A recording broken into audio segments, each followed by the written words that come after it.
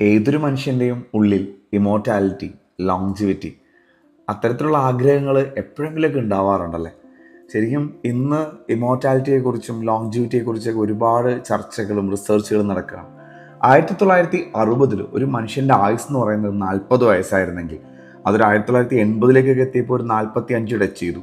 അങ്ങനെ ഒരു 1990 എത്തിയപ്പോഴത്തേക്കും അതൊരു 55 എത്തുകയും 2020 നോക്കുമ്പോൾ ഒരു മനുഷ്യായുസ് എന്ന് പറയുന്നത് 70-75 ഇടയിലാണെന്ന് പറയാൻ പറ്റും.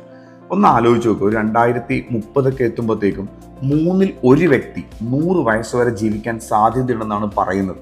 എൻ്റെ ചോദ്യം ഇത്രേ ഉള്ളൂ, നമ്മൾ 1 100 വയസ്സ് വരെ ജീവിക്കുകയാണെങ്കിൽ അതിൽ എത്ര പേര് ആരോഗ്യത്തോടെ ജീവിക്കുന്നവരായിരിക്കും, ചുറുചുറുക്കോടെ ജീവിക്കുന്നവരായിരിക്കും? 100ാമത്തെ വയസ്സിൽ എങ്ങായിട്ട് എനർജറ്റിക് ആയിട്ടിരിക്കാൻ എത്ര പേർക്ക് സാധിക്കും? മനുഷ്യന്റെ ആയുസ് 65-70 ഇടയിലെന്ന് പൊതുവെ കണക്കാക്കുന്ന ഒരു കാലഘട്ടത്തിൽ ചൈനയിലെ ഷെൻഷീൻ ആസ്ഥാനമായുള്ള ലോൺവി ബയോസയൻസ് എന്ന ബയോടെക്നോളജി സ്ഥാപനം നടത്തിയ ഒരു അവകാശവാദം ലോകമെമ്പാടുമുള്ള ശാസ്ത്ര സമൂഹത്തിനും പൊതുജനങ്ങളിലും കൗതുകവും സംശയവും ഒരുപോലെ ഉണർത്തിയിരിക്കുകയാണ്. മനുഷ്യർക്ക് 150 വർഷം വരെ ജീവിക്കാൻ കഴിയുമത്രേ. ഈ ലക്ഷ്യം കൈവരിക്കാൻ സഹായിക്കുന്ന ഒരു പ്രത്യേക ദീർഘായുസ് ഗുളിക തങ്ങൾ വികസിപ്പിച്ചെടുത്തതായാണ് കമ്പനി പറയുന്നത്. വാർദ്ധക്യത്തെ മന്ദഗതിയിലാക്കാൻ ലക്ഷ്യമിടുന്ന ഈ പുതിയ ശാസ്ത്രീയ വിപ്ലവം ആഗോളതലത്തിൽ വലിയ ചർച്ചകൾക്ക് തിരികൊളുത്തിയിരിക്കുന്നു. ഇതിനിടയിലാണ് നമ്മളുടെ ലോക നേതാക്കളായിട്ടുള്ള റഷ്യൻ പ്രസിഡന്റും ചൈനീസ് പ്രസിഡന്റുമുള്ള സംഭാഷണത്തിൽ അവര് ലോങ്ജിവിറ്റിയെ കുറിച്ച് തന്നെയാണ് ഡിസ്കസ് ചെയ്തിരുന്നുള്ളത്. ഈ ഒരു റിസർച്ചിനും ഇപ്പോൾ വന്നിരിക്കുന്ന വാർത്തയ്ക്കും ചൂടുപിടിപ്പിച്ചിരിക്കുകയാണ്. ശരിക്കും ലോൺവി ബയോസയൻസ് വികസിപ്പിച്ചെടുത്ത ഈ മരുന്ന് വാർദ്ധക്യത്തിന്റെ പ്രധാന കാരണങ്ങളിലൊന്നായി കണക്കാക്കപ്പെടുന്ന വാർദ്ധക്യ കോശങ്ങളെ അഥവാ സോംബി കോശങ്ങളെ ലക്ഷ്യമിട്ടാണ് പ്രവർത്തിക്കുന്നത്. നമുക്ക് എല്ലാവർക്കും അറിയാം, സോംബി സെൽസ് എന്ന് പറയുന്ന സെൽസ് തന്നെയാണ് നമ്മളെ ഏജിങ്ങിന്റെ ഏറ്റവും വലിയ വില്ലൻ എന്ന് പറയുന്നത്. വിഭജനം നിർത്തുകയും എന്നാൽ ശരീരത്തിൽ വിട്ടുമാറാത്ത വീക്കം, ക്രോണിക് ഇൻഫ്ലമേഷൻ എന്നൊക്കെ പറയും, ഉണ്ടാക്കുകയും ചെയ്യുന്ന കോശങ്ങളാണ് സോംബി സെൽസ് എന്ന് പറയുന്നത്.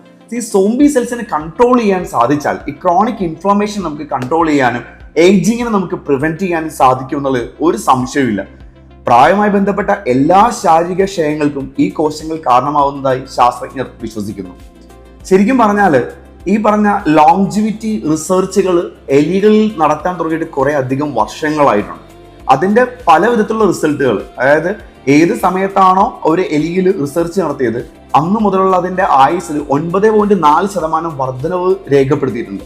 അതായത് ആ ചികിത്സയുടെ ആദ്യ ദിവസം മുതൽ എലികളുടെ ശേഷിക്കുന്ന ആയുസിൽ നിന്ന് 64% വർദ്ധിച്ചു എന്ന് പറയാൻ പറ്റും.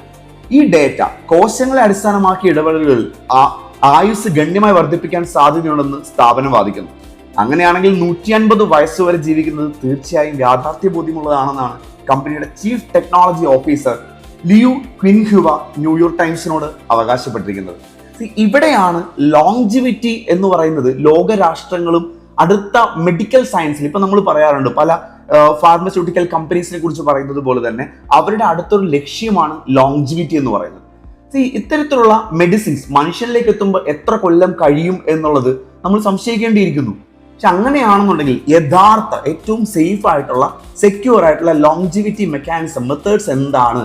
നമുക്ക് ആയുസിന്റെ ആയുർദൈർഘ്യം നീട്ടി ഏറ്റവും ആരോഗ്യത്തോടെ ചുറുചുറുക്കോടെ ഇരിക്കാനുള്ള ഏറ്റവും ഷോർട്ടസ്റ്റ് വേ എന്താണെന്ന് ചോദിച്ചു കഴിഞ്ഞാൽ സയന്റിഫിക്കലി പ്രൂവൺ ആയിട്ടുള്ള 2 മെത്തേഡിൽ ഏറ്റവും നമ്മൾക്ക് എല്ലാവർക്കും ഈസി ആയിട്ടുള്ള അപ്രോച്ചബിൾ ആയിട്ടുള്ള മെത്തേഡ് എന്ന് പറയുന്നത് എപ്പിജെനറ്റിക്സ് ആണ്. അതായത് ജെനറ്റിക്സിനെ ബേസ് ചെയ്തുള്ള സ്റ്റഡീസ്, നമ്മളുടെ ജെനറ്റിക്സിലെ ജീനുകൾ, അതായത് ഓഫ് ആയിട്ടിരിക്കുന്ന ഉറങ്ങിക്കിടക്കുന്ന അപകടകരമായ അല്ലെങ്കിൽ അപകടകരമായി തീരാൻ സാധ്യതയുള്ള ജീനുകൾ അത് ഓൺ ആവാൻ സാധ്യതയൊന്നും, അങ്ങനെ ഓൺ ആവുന്നതിലൂടെ നമുക്ക് എന്തൊക്കെ പ്രശ്നങ്ങൾ ഉണ്ടാവുന്നു എന്നുള്ളതും, അങ്ങനെ നമുക്ക് വരാൻ സാധ്യതയുള്ള അസുഖങ്ങളും നമ്മളുടെ ശാരീരിക ബുദ്ധിമുട്ടുകളും മുൻകൂട്ടി നമുക്ക് അറിയാൻ സാധിക്കും അത്രേ.